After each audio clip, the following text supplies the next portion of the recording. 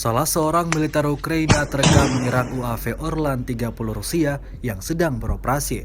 Rekamannya ramai beredar di media sosial Telegram pada Senin 14 November 2022. Tampak tentara Ukraina itu menggunakan alat tempur Manpad Smartlet Inggris dalam melawan UAV Orlan 30 Rusia.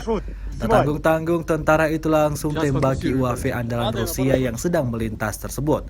Namun, usaha penyerangan tersebut tak sesuai dengan ekspektasi para militer Ukraina. Tembakannya meleset dan tak memberi efek apa-apa pada UAV andalan Rusia itu. UAV Orlan 30 terlihat tetap beroperasi.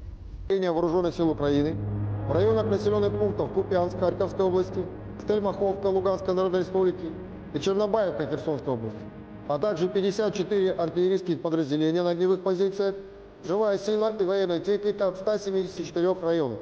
В районах населенных пунктов Зеленый Гай Харьковской области и Александра Калинова Донецкой Народной Республики уничтожены две радиолокационные станции контрбатарейной борьбы производства США. В районах населенных пунктов Краснореченская, Песчаная, Золотое Луганской Народной Республики, Валерьяновка, Евгеновка Донецкой Народной Республики и Бурчак Запорожского управления Вооруженных сил Украины, военных населенных пунктов Красногоровка, Невельская, Победа Донецкой области, Ново-Григорьевка, Мирная Николаевская, а также 87 артиллерийских подразделений артиллерийских.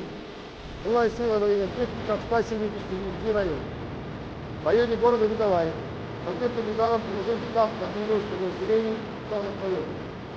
То есть уничтожили 4 много боеприпасов. В районах населенных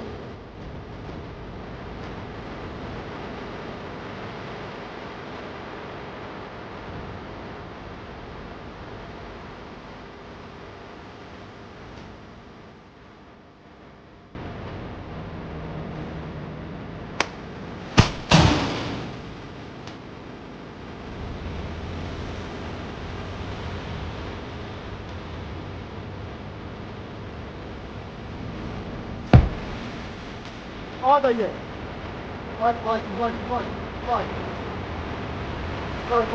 Хватит. Сейчас выпустим.